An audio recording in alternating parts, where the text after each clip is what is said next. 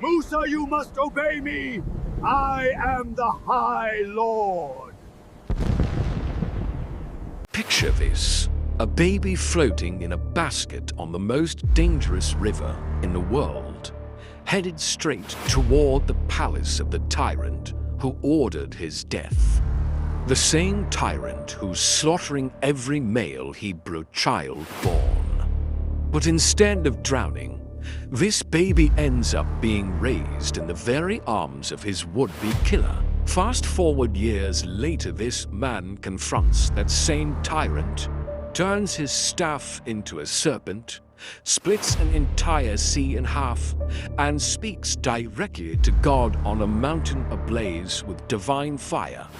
This isn't fantasy. This is the true story of Prophet Musa, peace be upon him. The man who shattered the chains of slavery, humiliated the mightiest tyrant on earth, and led an exodus that changed history forever. What you're about to hear will shake you to your core. Over 1,000 years after Prophet Ibrahim, the children of Israel found themselves in the worst possible situation, enslaved in Egypt, the superpower of the ancient world. This wasn't just any Egypt. This was the Egypt of Pharaoh, a tyrant so arrogant that he proclaimed to his people, "I am your supreme Lord." The Quran records his exact words in Surah An-Nazi'at, "I am your most exalted Lord." Can you imagine the level of delusion? A human being created from dust, destined to return to dust, claiming to be the supreme deity. But people believed him. Pharaoh had absolute sovereignty over Egypt. He had brought countless kingdoms to their knees. He was immensely wealthy, tremendously powerful, and considered himself invincible. Ancient sources describe him as a short man whose beard dragged on the ground, compensating for his physical stature with overwhelming displays of power and cruelty. It's said he consumed an entire camel for dinner and never experienced a day of illness in his life. The Egyptians literally worshipped in his name, building him monuments that still stand today as testaments to human arrogance. The Israelites, descendants of Prophet Jacob, lived at the absolute bottom of Egyptian society, the lowest rung of Pharaoh's brutal caste system. They performed the hardest labor, received the worst treatment, and had no rights whatsoever. Above them were the Copts, Pharaoh's own people, who acted as taskmasters and oppressors. Then one night, everything changed. Pharaoh had a dream that terrified him to his core. He saw fire erupting from Jerusalem, traveling across the desert, and consuming all of Egypt, burning the houses of the Egyptians, while somehow leaving the Israelites completely untouched. Pharaoh woke up in a panic.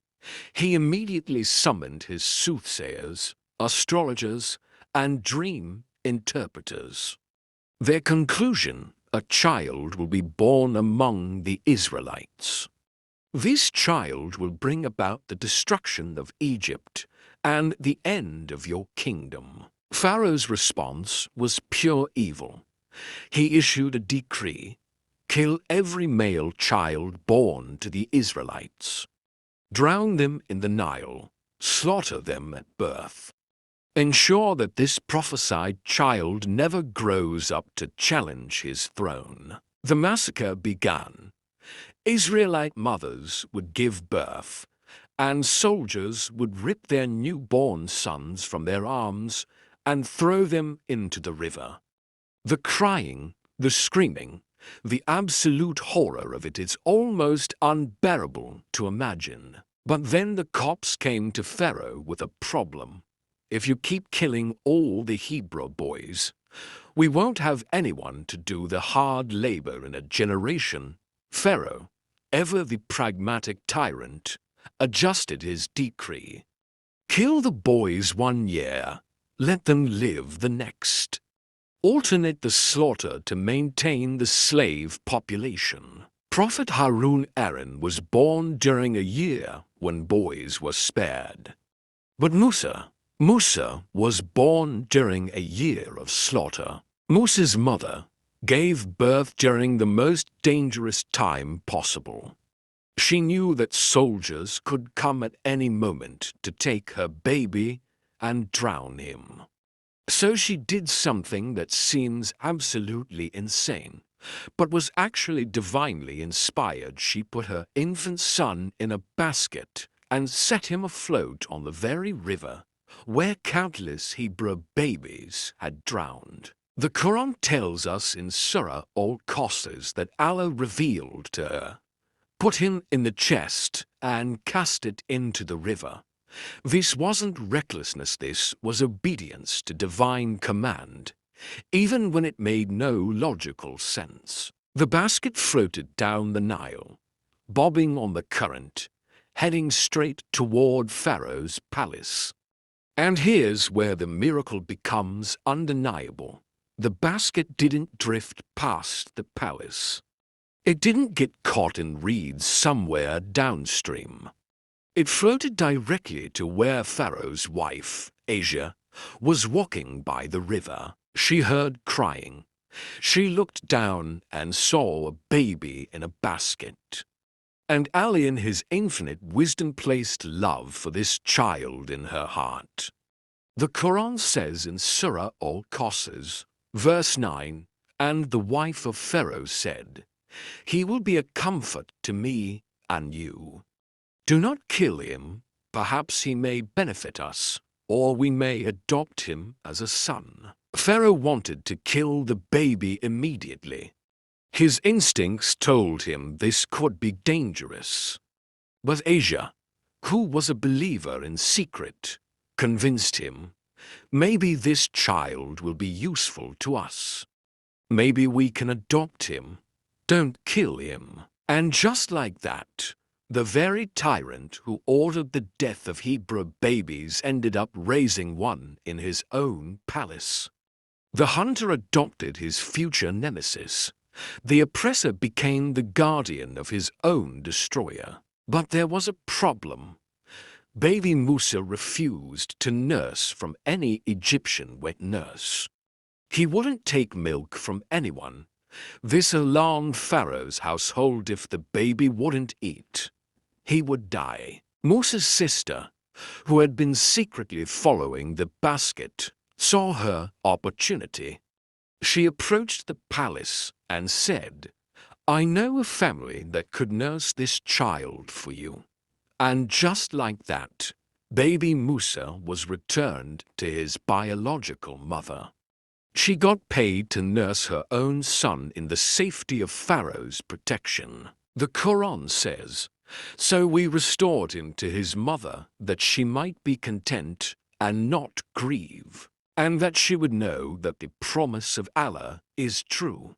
Allah's promise was fulfilled, but most people didn't even recognize the miracle unfolding before their eyes. One day, when Musa was still a toddler, he was brought into Pharaoh's presence.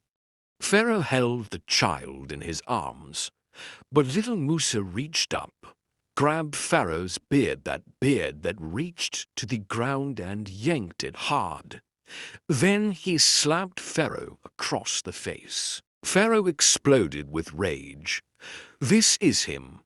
This is the enemy I saw in my dream. The one who will destroy me. Kill him now." But Asia intervened quickly with brilliant logic. "He's just a child. He doesn't understand what he's doing.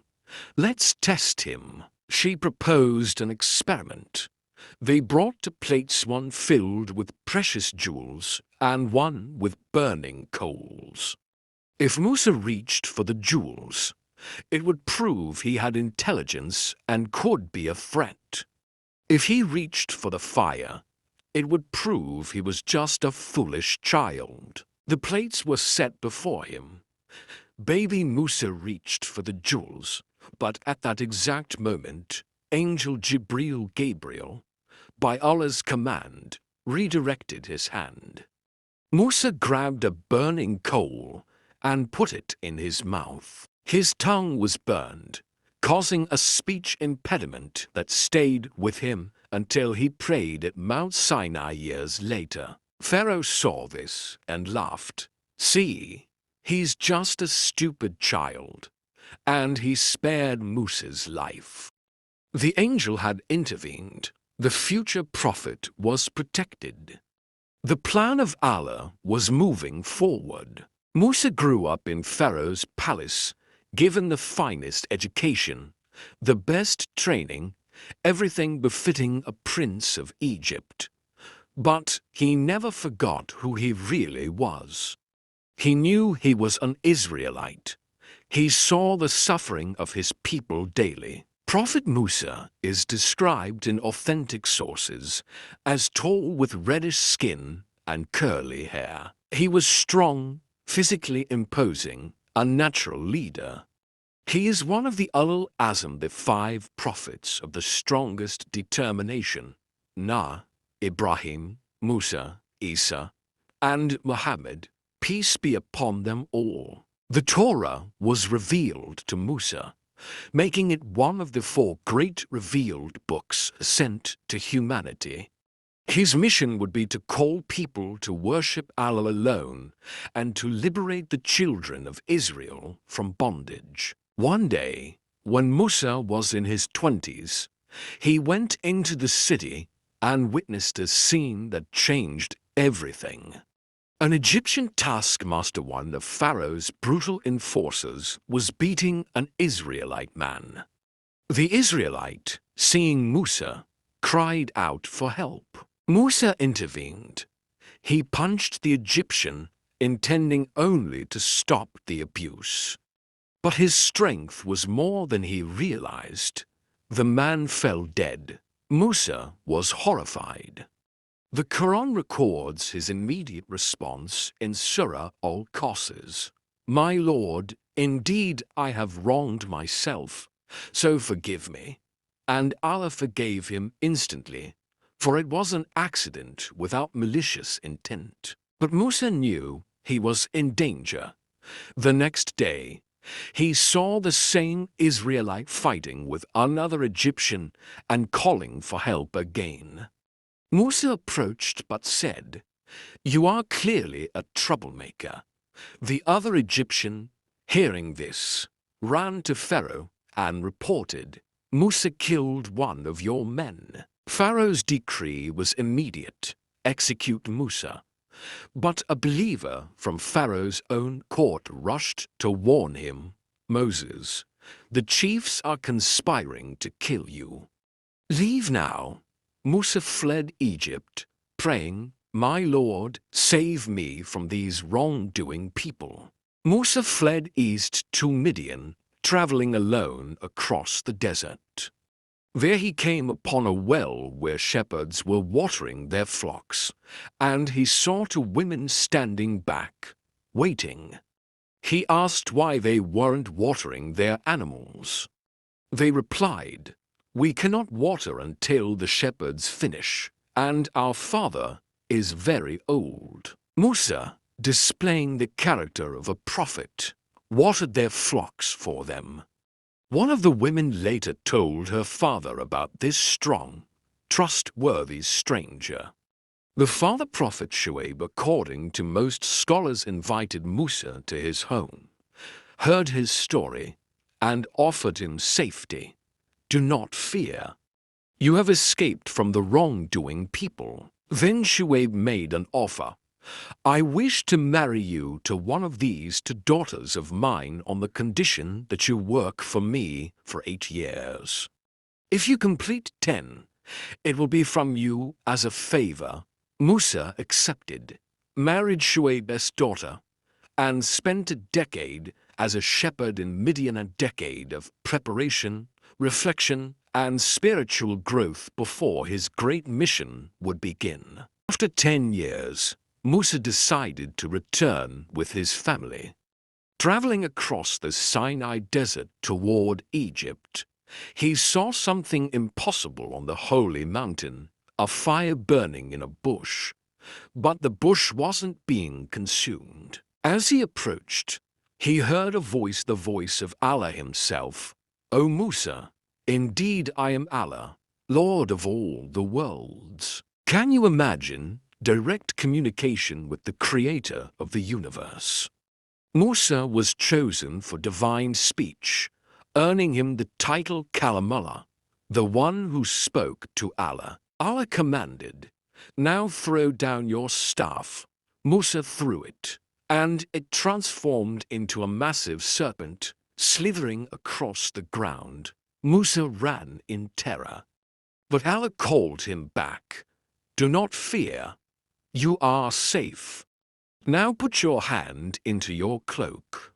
When Musa withdrew his hand, it was shining with brilliant white light, pure, radiant, miraculous. These were his two signs, the staff that becomes a serpent and the radiant hand. Then came the mission: go to Pharaoh.